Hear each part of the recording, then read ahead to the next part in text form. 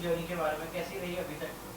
Sir बहुत ही amazing journey रही है। जितना प्यार मिला है लोगों का, बहुत ही खुशी होती है जब इतना ज़्यादा प्यार मिलता है। और सर मैं बीट बॉक्सिंग करता हूँ, भैया फ्लूट बजाते हैं, इतने साल से मेहनत कर रहे हैं।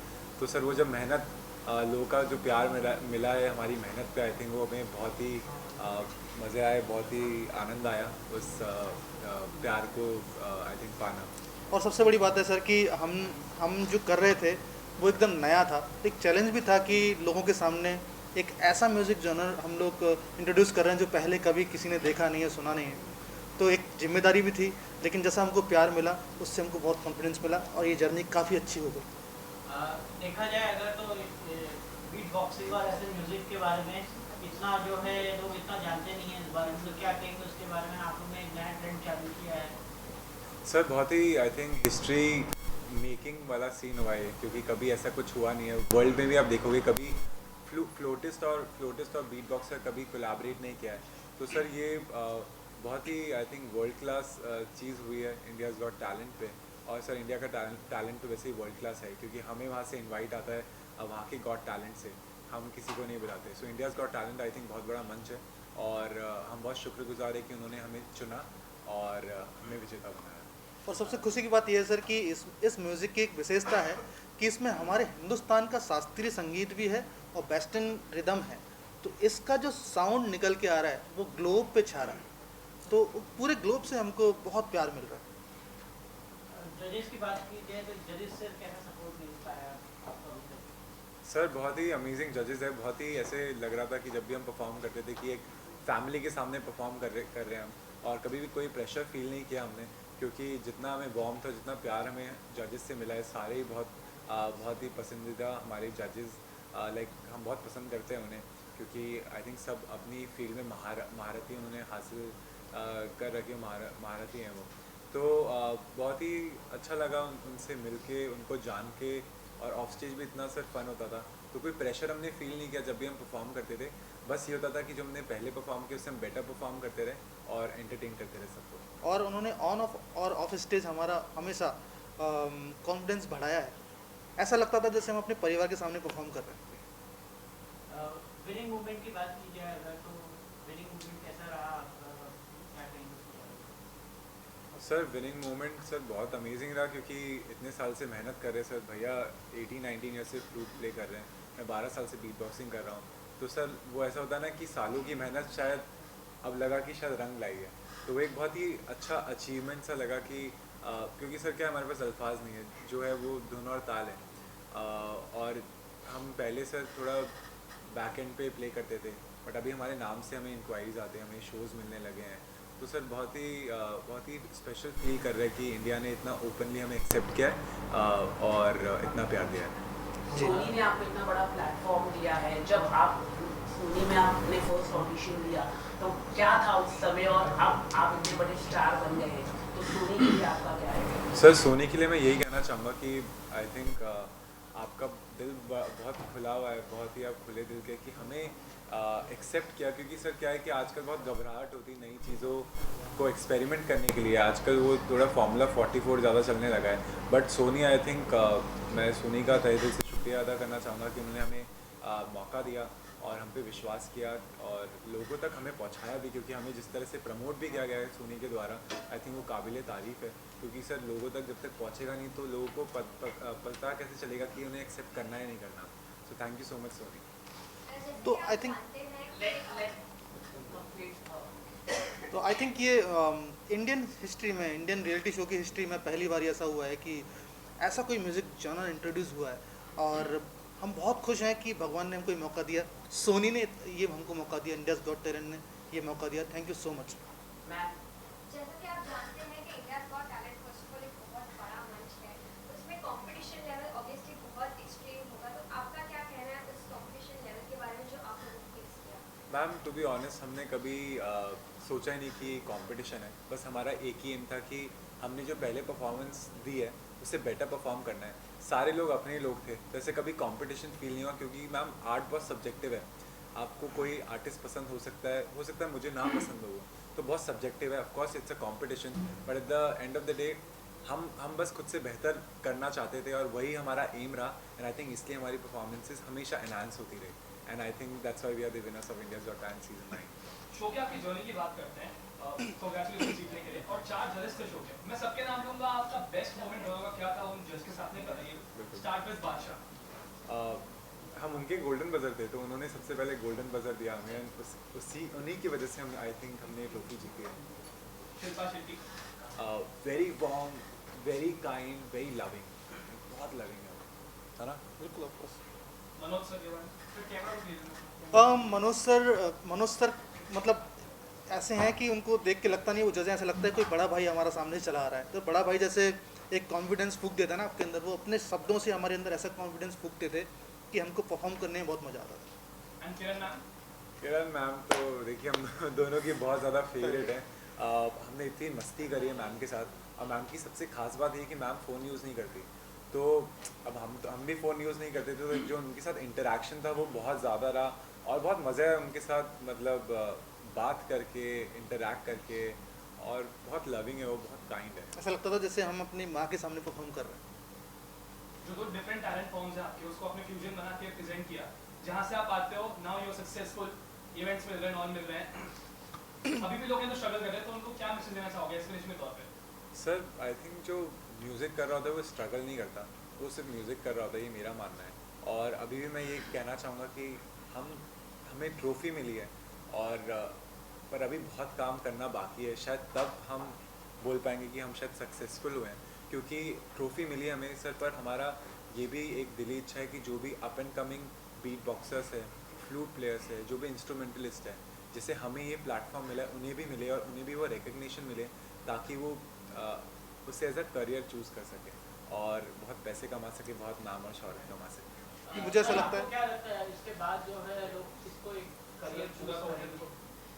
सॉरी क्वेश्चन हाँ, मैं कह रहा था कि अगर कोई भी चीज़ विदाउट स्ट्रगल के अगर मिलती है तो मुझे लगता नहीं है कि बहुत दिन तक रुकती है।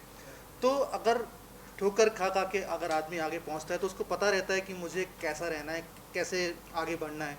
तो हमारे गुरुजी कहते हैं, गुरुजी पंडित हरिप्रसाद चौरसिया जी, कि मैं स्ट्रगल मैंने किया और मैं आज भी स्ट्रगल कर रहा हूँ, जबकि वो पद्म विभूषण है, उनके पास किसी चीज़ की कमी नहीं है। तो वो कहते हैं कि मैं स्ट्रगल को एंजॉय करता हूँ, तो मैं चाहता हूँ कि मैं स्ट्रगल करता रहूँ जिससे मुझे सीखने को मिलता रहे। आपको क्या लगता है सर कि आपके जीतने के बाद लोग और आएंगे बीट बॉक्सिंग और इसमें म्यूजिक फ्यूजन में?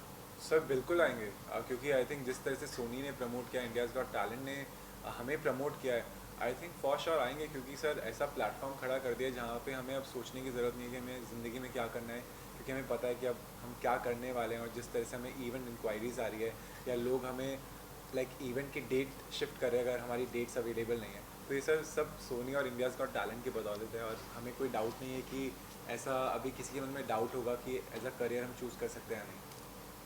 थोड़ा बहुत परफॉर्मेंस अगर आप कर सकते हैं हमारे लिए। सर बिल्कुल कर देते हैं, मैम का क्वेश्चन ले लेते पहले एक बार। ऐसा इंडियाज गॉट टैलेंट जैसे कि बहुत बड़ा शो है, तो इसके बाद जब ये वर्ल्ड लेवल पे अगर जाता है तो आप क्या प्लान करते हैं आगे कि इस चीज़ को वर्ल्ड लेवल पे आप लेके जाए, नॉट जस्ट इंडिया को ये म्यूजिक के बारे में पता चले लेकिन सारी दुनिया में? मैम बिल्कुल, आई थिंक जो ये म्यूज़िक जॉनरा है ये सिर्फ इंडिया तक सीमित नहीं है, ये एक वर्ल्ड डोमिनेशन की तरफ बढ़ेगा। बट इसका मतलब ये नहीं है कि हम बहुत इच्छुक है कि हमें वापस से कोई गॉट टैलेंट में हम पार्टिसिपेट करें। अगर वो अपॉर्चुनिटी मिलती है in near future may be will think upon that. But हमारा जो मोटिव है वो ये है कि ये जो हमारा म्यूज़िक जॉनरा है इसको और आगे लेके जाना है और हमें परफॉर्म करना है आउट ऑफ इंडिया भी, ताकि लोग हमें सुन सके और लोग ये म्यूज़िक सुन सके, ताकि उन्हें पता चले कि इंडियन म्यूज़िक की ताकत क्या है। तो हमारे म्यूज़िक की यही विशेषता है कि हम अपना इंडियन क्लासिकल म्यूज़िक इसमें कर रहे हैं।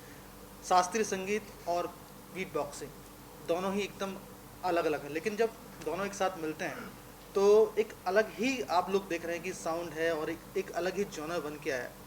तो निश्चित रूप से हमको जब ये मौका अगर मिलेगा तो हम इसको पूरे ग्लोब में फैलाएंगे, हमारी संस्कृति का प्रचार प्रसार करेंगे और ये भी दिखाएंगे कि बाहर जो बीट बॉक्सिंग हिप हॉप होता है और इंडियन क्लासिकल म्यूज़िक का जब ये मेल होता है तो लोगों को उसका साउंड कैसा लगता है। मैं एक सवाल पूछ सकता हूँ? Please sir. शो पर बहुत सारे गेस्ट भी आए हैं, सेलिब्रिटी गेस्ट, कोई ऐसा गेस्ट था पर्टिकुलर जिसके सामने परफॉर्म करने के लिए नर्वसनेस हुई हो या फिर बहुत ज़्यादा एक्साइटमेंट हुई हो? हम सबसे ज़्यादा एक्साइटेड थे जैकी श्रॉफ सर के सामने Correct. परफॉर्म करने के लिए, क्योंकि I think Jackie Shroff sir जैसा कोई नहीं है। और जब वो आए तो मतलब एक जो पता नहीं स्टार पावर कहूँ मैं क्या कहूँ, बट जो उनका मिलने का तरीका था वो बहुत अच्छा लगा, बहुत कुछ सीखने को मिला उनसे। वो पूरा माहौल बदल दिया। बहुत माहौल मतलब वो जैसे ही एंटर हुए एकदम माहौल ही बदल गया था पूरे सेट का। होता है ना कि वाइब चेंज कर दी उन्होंने, और बहुत ज़्यादा मज़ा आया उनके साथ उनके सामने परफॉर्म करने के लिए। हमें लग रहा था कि हम साथ में ही परफॉर्म कर रहे हैं, क्योंकि वो हमारे साथ ही नाच रहे थे, झूम रहे थे, एंड हम उनके रिएक्शंस देख रहे थे क्योंकि हम परफॉर्म कर रहे थे वहाँ पे। तो आई थिंक हम बहुत ज़्यादा एक्साइटेड थे। दूसरा ये उस परफॉर्मेंस में ही गुरुजी पंडित रविप्रसाद चौरसिया जी का एक मैसेज भी आया था। उन्होंने 2 फ्लूट भेजी थी, एक मेरे लिए और एक जैकी श्रॉफ दादा के लिए, कि ये मैं गिफ्ट कर रहा हूँ, आज इसको बजाइए, आई होप कि आप बहुत अच्छा बजाएं। तो एक ये भी जिम्मेदारी भी आ गई थी कि अब इस परफॉर्मेंस में तो और भी थोड़ा जम के बजाना पड़ेगा, क्योंकि गुरुजी देख रहे हैं सामने से। आपके लिए तो और स्पेशल होगा बिकॉज वो फ्लूट की म्यूजिक गुरुजी ने बजाया था, वो फ्लूट हीरो मूवी का जो फ्लूट था गुरुजी ने बजाया था, जैकी श्रॉफ जी उसमें थे उस मूवी में, तो बहुत स्पेशल था वो, और सबसे ज़्यादा वायरल होने वाला परफॉर्मेंस था। सर बात करते हैं लोकगीतों की। सोनी टीवी के माध्यम से आप लोग लोकगीत छा गए, लेकिन जब आपके पास फ्लूट है और आपका इंस्ट्रूमेंट रिदम का है, तो कहीं ना कहीं स्टार्टिंग जब बंदा स्टार्ट करता है तो कहीं ना कहीं लोगों की आपके अंदर फादर फंस हो गया, क्या फ्लूट रिदम करता है यार, ये क्या करेगा, क्या फ्लूट गा रहा है यार, गिटार है, तबला है, ड्रमर है, लोग उसमें इंटरेस्ट लेते हैं। आप थोड़ा डिफरेंट हो गए, उनको तब जो वो दौर रहा, आपने 12 साल किया, आपने 18 साल किया, वो जो दौर था लोगों का प्रतिक्रिया गाली देने का, अरे क्या कर रहा है, क्या करता है बेटा, रिदम करता है, सपोज आप रिदम करते हो, क्या इससे क्या कर रहे हैं, तो कहीं ना कहीं आज आपने उन सबको चुप करा दिया है। तो वो लोगों की जो प्रतिक्रिया है किस तरह की? सर क्या है कि अगर आप लोगों की बातें दिल पे ले लेना तो फिर आप तो कुछ काम ही नहीं कर सकते। तो कोई भी क्रिटिसाइज़ करता है एक कान से सुनने का, दूसरे कान से निकालने का। जब तक आपको पता है कि आपको मज़ा आ रहा है वो चीज़ करने में, आपको बस वो दिल से करनी चाहिए, बहुत पैशन के साथ करनी चाहिए। और आई थिंक हम दोनों के बिहाफ पे मैं ये बोल सकता हूँ कि हम दोनों बहुत पैशनेट है जो भी हम करते हैं। और आई थिंक ये सिर्फ म्यूज़िक ही नहीं, जो भी हम कुछ करते हैं, अगर हम कुछ एक्स्ट्रा चीज़ भी कर रहे हैं, अगर म्यूज़िक के अलावा भी हम बहुत पैशनेट है सर। तो क्या लोग तो सर बोलते हैं, लोगों का काम है कहना, तो अपना काम है काम करना। करेक्ट सर, मैं यही कहूँगा कि मैं भी ऐसी एक जगह से आता हूँ, ऐसे छोटे शहर से आता हूँ जहाँ पे लोग ये पूछते थे अभी कुछ साल पहले, 2-3 साल पहले तभी पूछते थे, जबकि मैं बहुत काम करता था, कि क्या बांसुरी में भी कैरियर हो सकता है, क्या इसमें आप पूरा ज़िंदगी भर निकाल सकते हो। तो मैं काम कर रहा था, लोग जानते नहीं थे, लेकिन इंडियाज़ गॉट टैलेंट में आने के बाद ये इतना नाम जब मिला तो लोगों को पता चला कि नहीं यार इसमें भी कुछ हो सकता है।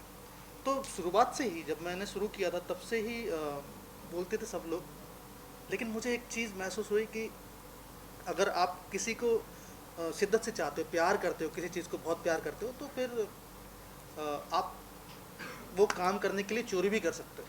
तो मैं चोरी चोरी अभ्यास करता था।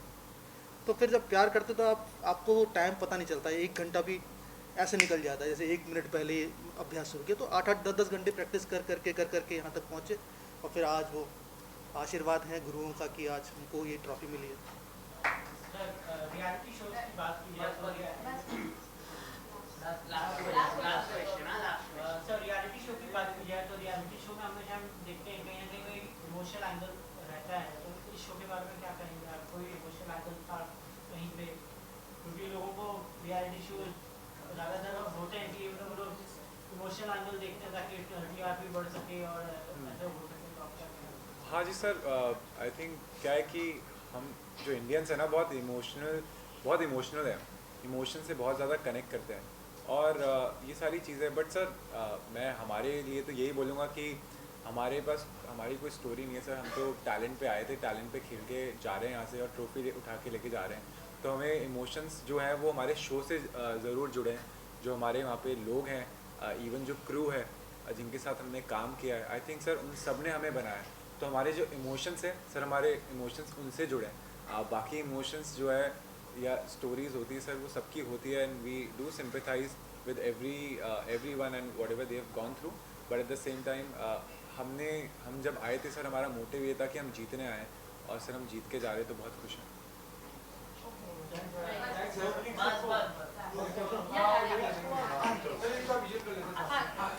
ट्रॉफी का विजुअल कर ले तो बजाने दो यार। हाँ, टूट गया ना? हाँ हाँ जाओ